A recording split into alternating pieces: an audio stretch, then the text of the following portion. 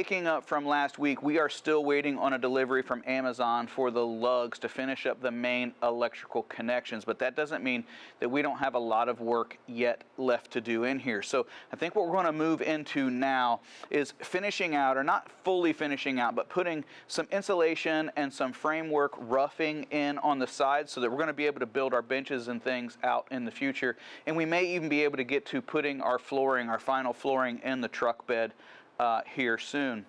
We're not going to actually finish everything out. We're going to wait for the cap to get installed. We're about 3 weeks from that, but we do want to get as much done back here as possible, because after we pick the cap up, we're not just coming home to finish. We're actually going to spend 2 weeks out exploring with it. So we want to make sure that this is still somewhat functional for our use on that trip. Anyway, we're going to dive into all of that now. What we're going to start with is getting the walls of the truck bed prepped with some thinsulate and filling on holes, as well as the Dodge has these areas where you can attach rail systems from the factory or as an option. But what they make great for us is that we can use rib nuts without having to drill additional holes, and attach a piece of plywood then becomes an attachment point for us when we go to build any benches or anything in here. So that's what we're going to get to doing.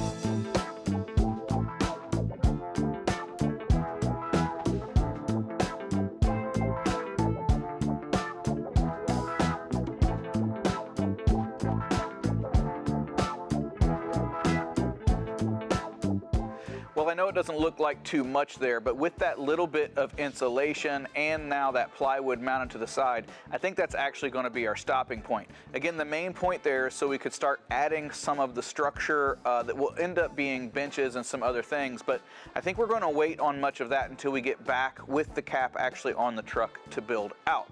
So I think the next best place to move into will be to finally get the finished flooring into the truck. Here we go.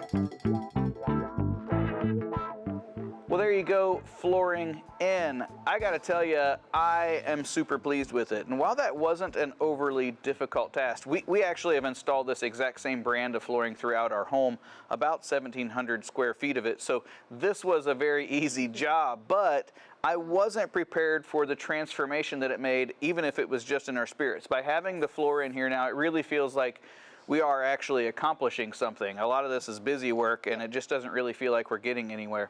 That being said, this is the end of a second day. It's the end of our weekend. So we are going to take a pause here.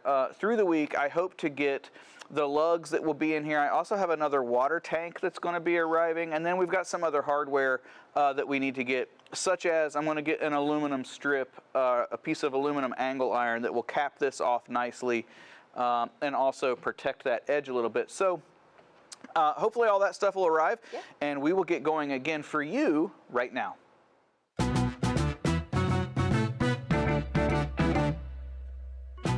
Well, it's been a week, and it's now Happy Friday for us. All of the lugs that were missing that we had on order have arrived, and you might have detected in the little bit of video that I just showed you, we have made the remaining connections on all of the 12-volt circuitry. In order to wrap that electrical system up, I've got just a few more things that I need to do. And one of those is I've got to get this battery monitor mounted somewhere. It has a connector that will hook up to the shunt. I've also got some remote enable connections. So from the factory, I've got two devices. I've got that inverter, but I've also got the charger, the charging converter from the alternator that has a small remote connection. From the factory, it's got a little connector with a jumper in it, so when those two pins are shorted, it's automatically on. I actually want to add a small on-off switch to that so that I can override that and have it not run when I want to. And then once those are connected somewhere, I need to address the 120 volts. That's the cables that you still see sitting there. And I've got to get that 3-position switch that I mentioned in the video over right there. Anyway, I need to get all those done. But before I can do that, I picked up this piece of aluminum, little sheet metal here. It's really pretty small. And even if it's temporary, because if you recall, we are not going to be able to finish this out until we get the cap, do our first round of exploring, and then get back, but we want to go ahead and have these things hooked up. So somewhere I'm going to make a temporary panel mount so that I can get the monitor mounted, I can get these switches mounted, and I can get that AC circuitry connected to something. Before we do that, however, we've also got some stuff to wrap up the interior with the shelf and with the refrigerator stand, so that's what we're jumping into right now. All right, so the plan for our tray here is we need to get a base back in here that is for our new fridge, and we need to put in another piece here. We decided to go with aluminum, one piece all the way across. That we're going to leave the hinge on here so that we can open it if we want to. And then because we're afraid of rattling, because we don't like noises, we've came across some thumb screws that we've had for a while that we are going to utilize to somehow get it to keep it down so it locks it into place.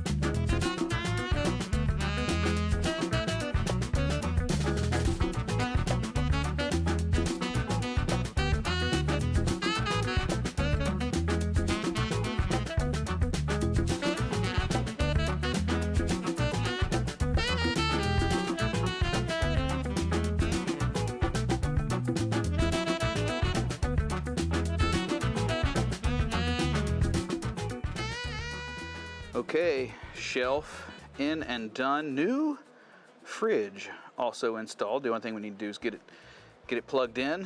There you can see that shelf that we've had before. We ended up going back to a piece of aluminum here. I will say this is a 3000 series aluminum, and what I've used in the past is a 6062 or even a 5051. This was a little harder to work with. It was much cheaper, but it was a little harder to work with, just being so soft. It was really hard to not want to gull, but it's, you know, it's plenty strong. You can see here those little thumb screws that I talked about. I put a little piece of tube on them just to add some tension, and there's the other side. Absolutely no rattles. I actually think it is probably going to spend most of its life just like this, but because I had already made this in Rev 1 with a hinge, we thought, what the heck, we might as well go ahead and reuse it. Now you may notice this new fridge is sitting on a couple of pieces of our scrap flooring. We need to bring that base up just a little bit. Actually, it fits completely perfectly down in those slots, but we ended up wanting to shift it a little bit to the driver's side so that it's perfectly between the driver and passenger seat there. So we did that. So anyway, that's it. As you can remember, if you do remember our storage box that we made that's back here, all of our hiking bags and everything go along that back. So the interior space is really largely done, at least for our first trip, but this may be it. This may be kind of where it's at. Our dry food goes there, our luggage all goes down in that space. So back into the bed. Well, that interior work was not difficult, but it took a lot longer than we anticipated. So I think we're going to finish out our evening here with capping off the flooring here at the end. We've got a 1.5-inch piece of aluminum angle that's going to cover up the ends of our flooring and the plywood and the styrofoam. Then we've got a 1-inch angle aluminum piece that is going to go down and back out so that we have a place for this 4-inch wide rubber to seal to, so that we can seal our tailgate opening, one for dust when it's closed, and two, to keep anything from falling when it's closed. So I think that's what we're going to get to do.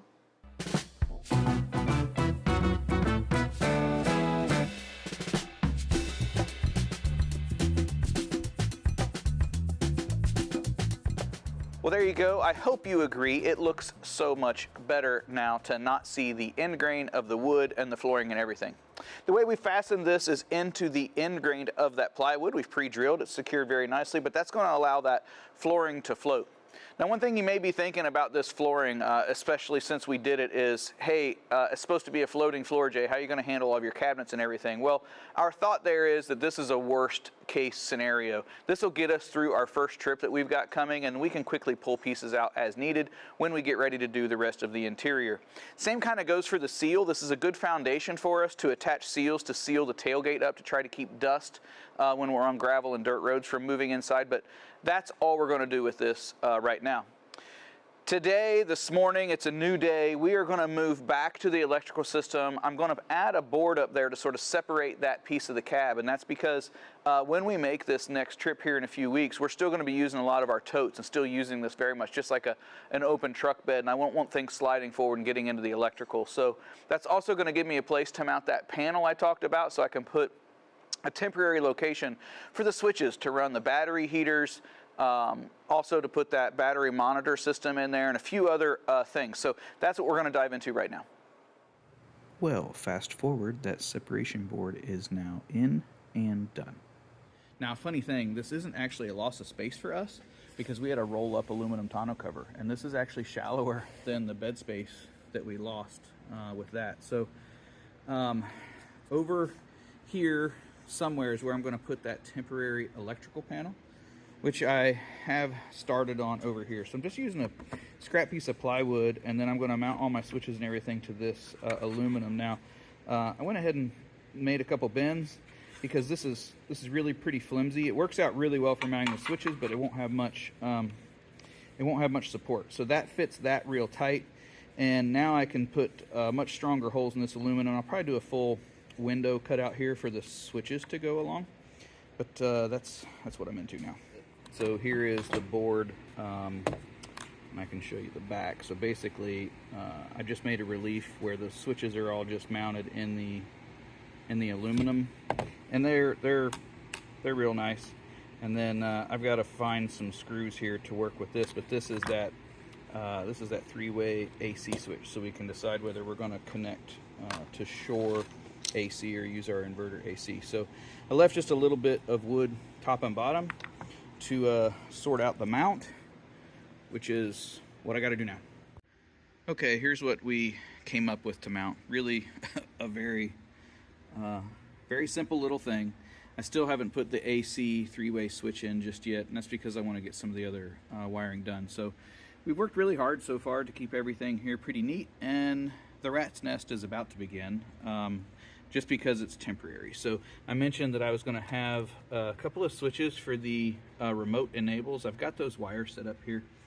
That will be the first switch here.